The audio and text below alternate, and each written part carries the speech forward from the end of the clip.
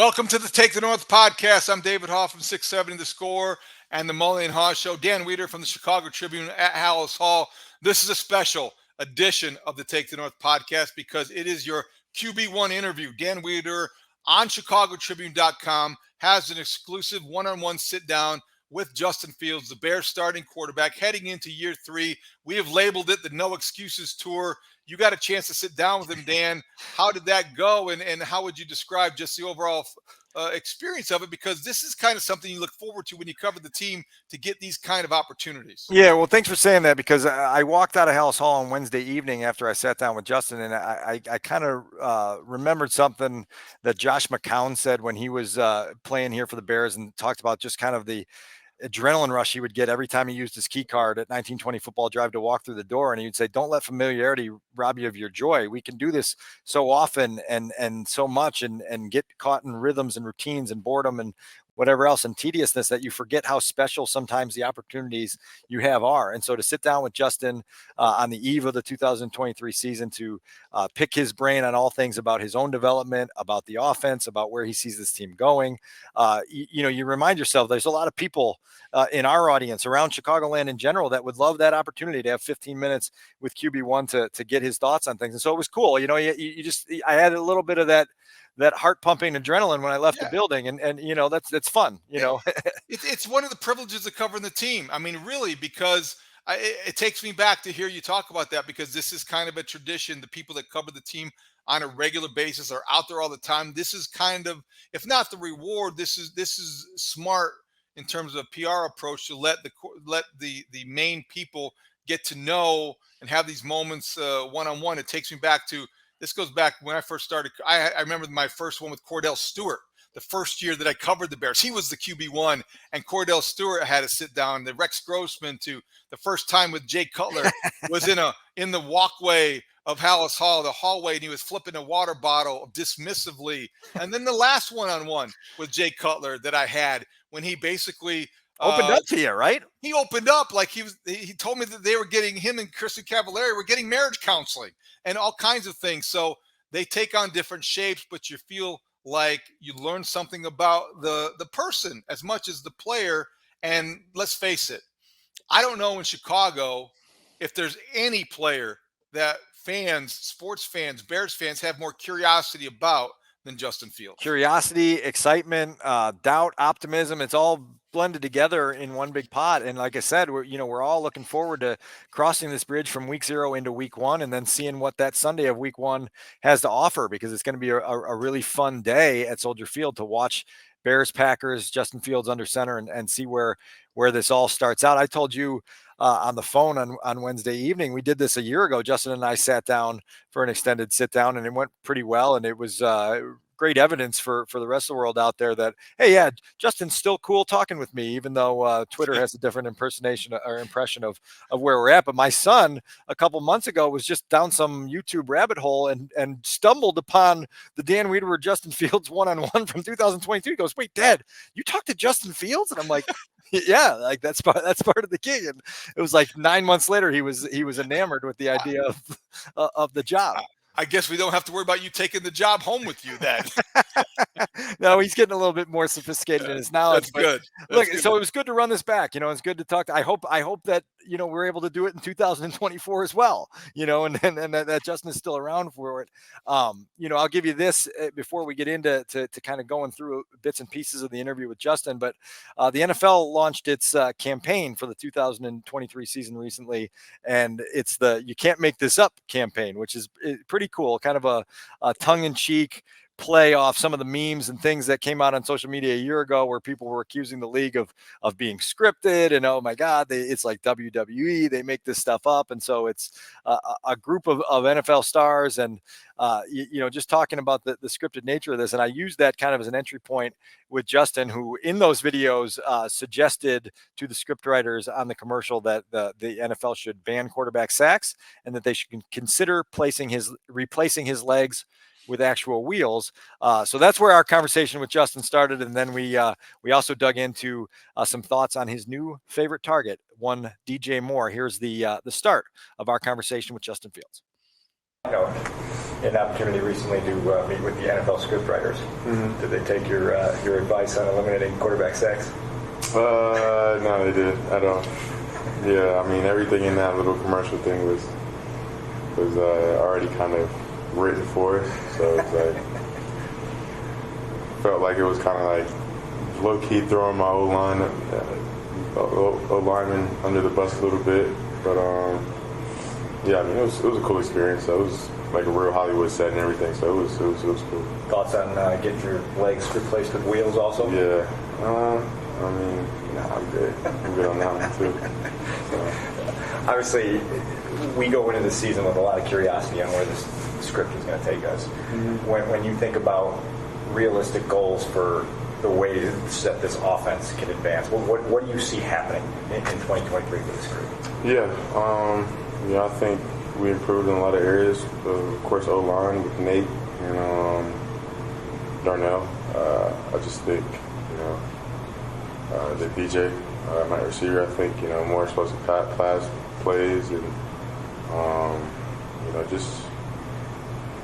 just like more explosive plays, to be honest. So more points up on the board, and I mean, of course, that's what we want to see. But I do think it's realistic that we can do that, especially once we get things clicking. But yeah, you got Chase, you got Mooney, so we got 3 legitimate receivers who can make things happen. So definitely that, and once everything is clicking, then just the offense that produces points, because that's what you want to do at the end of the day, is just put as many points as you can up on the board. So we've talked all spring and summer about DJ. Obviously, the instant click with you and the way it worked out.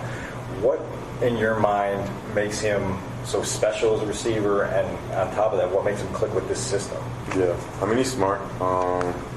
That's one. And to be honest, the way he can, track the football when it's in the air, and like he's good with using his body to where he'll have either late hands, or he's good in shooting corners, like using his body, and then every play he's trying to score. That's the mindset he has. Like you saw it in the last game on that catch. Like I didn't even know he was still going after that. After that, boom, I'm thinking he's still tackled, and I just look up and I just see him running. So just that mindset that he has, that he's trying to score every play. So it's going to be good for us, and just trying to get more yards and down the field close to the end zone. So. How invigorating and calming is it to have a guy you can complete 2 balls to him in preseason there for 100 yards? Yeah, I mean, it makes my job easy. So I mean, yeah, but it's really no surprise when you see him do what he does in practice. So even today he made a crazy 2 catches back to back. So I mean, yeah, it's awesome to have a guy like that. You said in the spring that he has easy body language for a quarterback to read. Defensive backs say it's hard for them to read it because they're so late and getting up to tell them when the ball's coming. How do you describe, and is there a specific example you can give from your eyes, how you can kind of have that natural click with him in that regard? Yeah. So like even today, like on a corner route, he just used a double up at the top, and of course I know what route he's running. So when he gives me like a certain stick at the top of a route, it's kind of telling me like when to let that ball go. But I think it's hard for DBs because some receivers, when they change direction, they usually rise up. Yeah. So that tells the DB that he's slowing down, that he's about to change direction. But DJ most of the time stays at the same level, so it's kind of hard. And then he's a good he tempos his speed like within routes. So like on a go ball, for example, he won't be running full speed. He'll be running like probably 90%, and then he has another gear that he can kick it through. So just like little finesse stuff like that that he just is not. It's natural with him. Like the first time I ever threw with him, like I mean I couldn't really read him because I didn't know he was not running full speed, and then he just kicked into a second gear. So just I would say tempo with the speed within routes. I think that's what kind of makes him savvy, and then just smart. His understanding of coverage and stuff like that also does it too. Good stuff. I think the one thing that stands out to me in terms of what he says about DJ Moore are kind of simple things, but makes my job easy, which is going to be the story of the season. Yeah. In my mind, for Justin Fields in this passing game. And then the word that probably tells you why that's going to be the case in my mind is the word savvy. I think DJ Moore has this sense about him, the instincts and the route running and just knowing where to go to find the opening, and not necessarily being the guy who is the fastest or most explosive, but he has a knack for catching the ball and making bad throws into good plays and turning into a running back at wide receiver. And that's, yeah, God-given skill and ability, but I think it's also a degree of savvy that Justin Fields accurately describes. Yeah, and that savvy helps you to create separation, and then that strength helps you to create big plays when everybody else thinks the play's over and you keep going. I mean, to hear Justin say, look, like I threw 3 passes to DJ in the preseason, 2 of them are complete, 100 yards and 90 of them after the catch. You got a guy now that does make your job easy, and that's going to be what this is all about is not having life be so difficult for Justin Fields, that the success they do have doesn't have to come with a high degree of difficulty like it did so many times in 2022. That's going to be propelled by DJ Moore. It's going to be propelled by the offense coordinator, Luke Getsy, who's going to have the job now of kind of blending things together with Justin and getting on the same page to set him up for success. And so we went onward there. You have any more comments on DJ, or you want to hear a little bit? No, I want to hear about Getsy, because I think that rapport and that connection in year 2 is where you're going to see as much growth, because it's not just about the scheme anymore. That's going to be a big part of it. You have the skill. Now you've got to marry that with the scheme and see the growth between play caller and quarterback. There's an established relationship between the two, and now there's an ability to dive deeper than they were able to dive a year ago in the offense and with their conversations about where things are going to go. Here's more of me and Justin Fields talking about Luke Getsy and also some of the things leadership-wise that Justin will need to bring to the table in 2023. In your relationship with Luke, he's talked a lot about how much more advanced the conversations can be now because of your understanding of the offense, how far the offense has come. What have you come to appreciate in year 2 about the way you guys can kind of collaborate on where you want this thing to go and put this together? Yeah, I mean, like you said, just me understanding the offense, him kind of giving me the reins. I think Mully said something the other day about just me being able to control like 2-minute drills in practice. Like he'll just have it be on me, so he'll just call the first play, and then when we're on the ball, he'll just leave it up to me on what plays I want to call and stuff like that. And then like even before drive, I know last game he was just asking me what pass plays I like, boom, what I want to run. I told him just play this play, and he ran all of them. So just that trust between each other, and I think the biggest thing for him and me is just trust between each other, and him knowing that I'm gonna take care of the ball, make a good decision, and not hurt the team. So but definitely have a better understanding of the offense. So that just allows us to have those new conversations and have those more in-depth conversations on what we want to talk about and stuff like that. One of the things he said in a team meeting, and he's kind of expressed it on the side as well, is that this is obviously going to be a roller coaster. You've ridden it, everybody's ridden it, the whole thing, and that collectively as a group, you guys kind of have to ride that roller coaster with the attitude of we got this shit. And those were his words, like, let's just have it. As the guy who's kind of in control of that, how do you see that responsibility of just being able to create that comfort, command, and confidence amongst the group? Yeah, I think just show that, no matter how it's going, no matter if it's good or bad, just, be the leader for the guys, and kind of, everybody's going to be looking my way, no matter if it's going good or bad. So just being the leader vocally with my body language, and just, just being calm, cool, calm, collective on the field, and just being there for everybody, continuously picking up everybody if, something's not going away, stuff like that. So I think that's, where I come in. You said something in camp about having, it's more natural in a game setting for that juice to come outward out of you. It's always in there, but it comes out more. How do you describe this kind of the difference that game day brings it out of you? And we've seen it, obviously. Yeah. I'd say it's kind of just been playing with it, to be honest. I've tried to kind of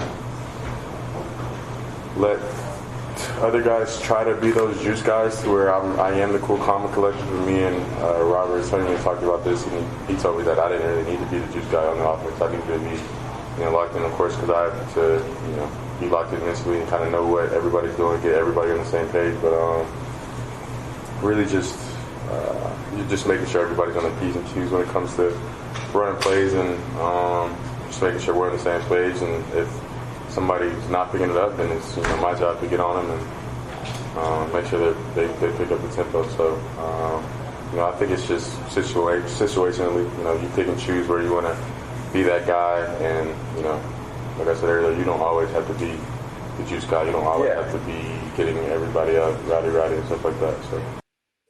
I had to listen to that like 3 times there, David. He said, you don't always have to be Rowdy Roddy. Was that a 1980s wrestling reference to Rowdy Piper? It might have been. There might have been a wrestling reference in there. I think it's good awareness, though.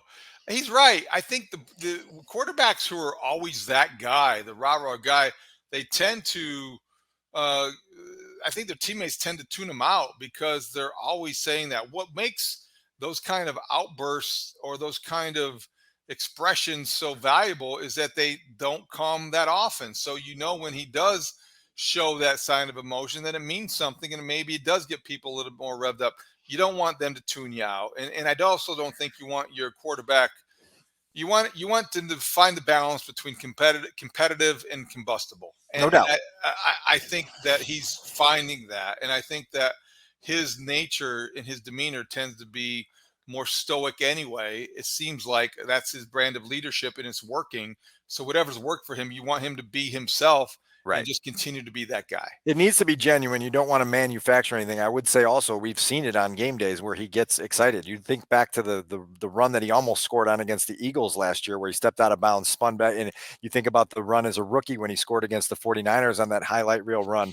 You think about him slip and sliding through the end zone after beating the 49ers in the opener last year. Like those were organic, natural, sincere expressions of excitement and energy and juice, and so it's there, and they come out when he feels like they need to come out. And I think he has a good command of what is needed from him as a leader. And obviously, look, like the whole energy of everyone goes to new levels if you score 30 points. We saw that for 4 weeks last year when they got on that run and they were scoring. That juice is there. When you're scoring 13, 16, 17, it's harder to get that juice going. And so, I think there's a balance here, and I think he's got a pretty firm command of what that needs to be in his 3rd season. And I think there's definitely a lot of energy devoted to evaluating how well he's doing at his job all the time, whether it's social media, whether it's in the bar room or your living room, everywhere, Dan. There seems to be an expert on Justin Fields. Everywhere there seems to be growing numbers of quarterback evaluators, guys who there's a cottage industry for it. And I think that's what I found this last block we're going to discuss very interesting as you broach that topic with Justin. Yeah. So little note for our audience. The entirety of my interview with Justin can be found at chicagotribune.com. There is much more than we're going to be playing here. We talked a little bit about the championship mindset that Ryan Poles has encouraged his team to put forth and some other things as it relates to the 2023 season. But the finishing block, as you referenced there, we're in this world now where every single snap of every single NFL game somewhere, somehow on social media is drawing eyeballs, and it's drawing criticism, and it's drawing in-depth analysis from people who are supremely qualified to do it and those who might not be so supremely qualified. And it's got to be a weird existence because it's not a new phenomenon, right? But it's new in the sense that it's also public now and it's also out there. So that's where this next block starts with Justin. And then at the end, we had a chance to talk to him about at the time was a little bit of an evolving situation with their backup quarterback's role, but you'll hear a little bit more from him on that as well.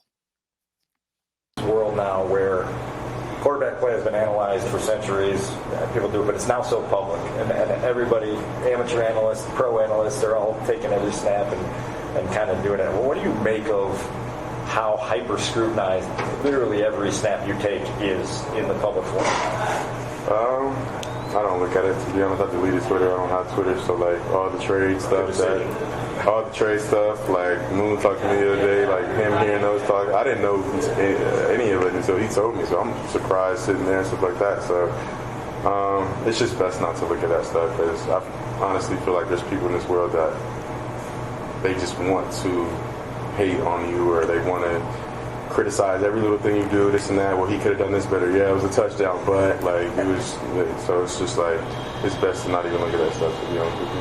Along those lines, when you want to get yourself a really honest, critical assessment of where you are as a quarterback, who are the people you go to that you lean on?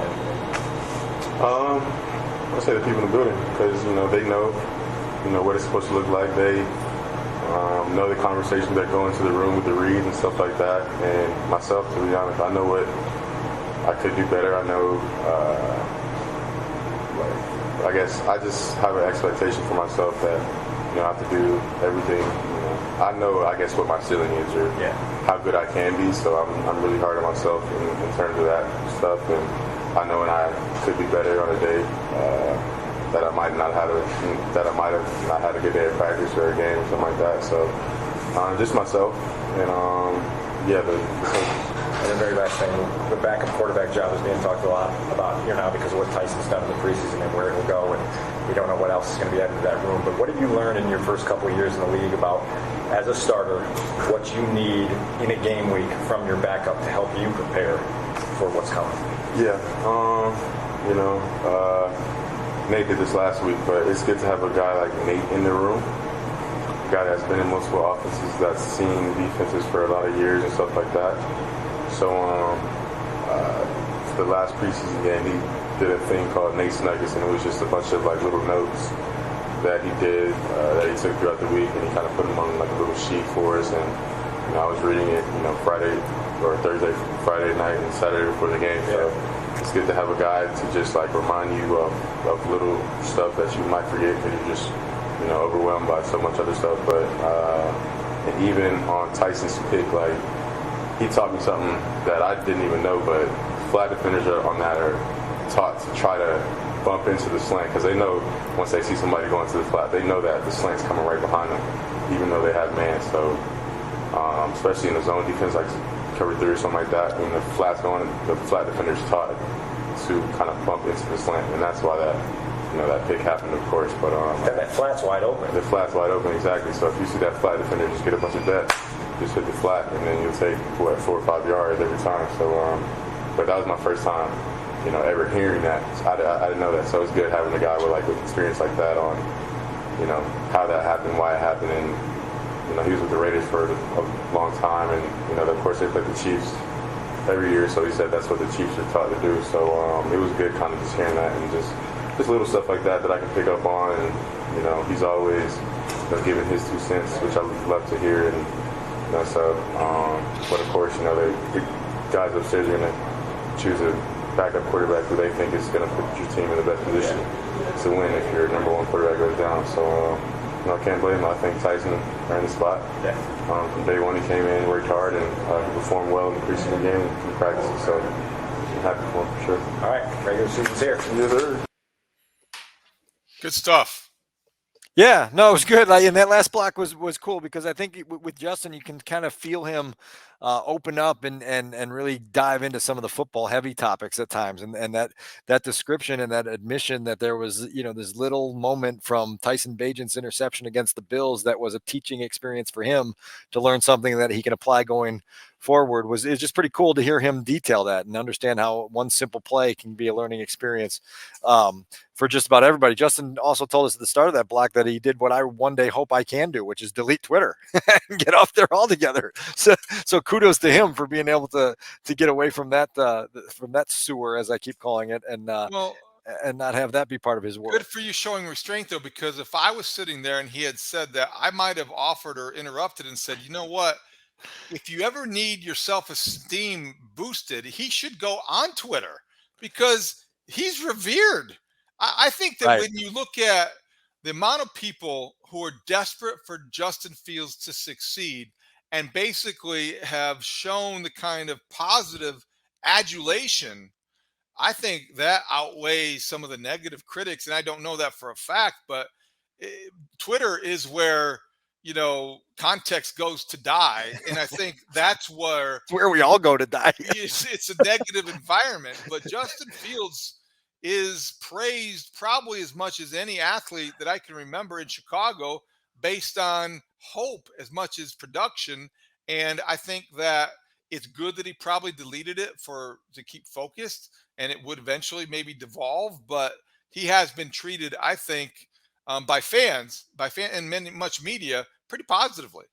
I was a little surprised they gave him an opportunity to tell me where he gets his honest critical assessments of his play. I was hoping you would say the Monday editions of the Take the North podcast in season when you and David do your QB rewind segment. I thought that was going to be the spot where he went for the most honest, legitimate feedback of the way he was playing. I think he knows where Disappointed that you he didn't do that. stand. I think he knows how you chronicle his missteps, but you also fairly chronicle his successes as well. So He also introduced us to Nate's Nuggets, which I think is a little bit of a spin-off from what a defensive back at Ball State used to do in the days called David's Digest for the Cardinals secondary. You did a lot of things in that regard. right. David's Digest. I'll have to go see if I can find some old copies of that of the digest. But I like the Nate's Nuggets thing, and that's clearly why they brought him back. I don't think that Tyson's Tidbits has the same ring to it. So That's not bad either. They can, we can keep expanding, But Tyson Bajan's not going to have many tidbits. Nate is going to have a ton of nuggets. When you're a career backup,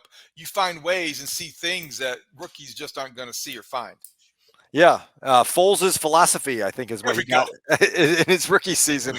We're running out of alliterative phrases, so we're going to get out of here. But just so people know, Dan Weeder sat down with Justin Fields, ChicagoTribune.com, an exclusive one-on-one. Go check it out. The entire transcript will be there on the website. You can hear, obviously, what we talked about and listen to just a snippet of that interview, but good stuff from QB1 and Dan. And guess what? The next time we get together, it will officially be week 1. Oh, we're here. Awesome. We made it. Made it to week 1.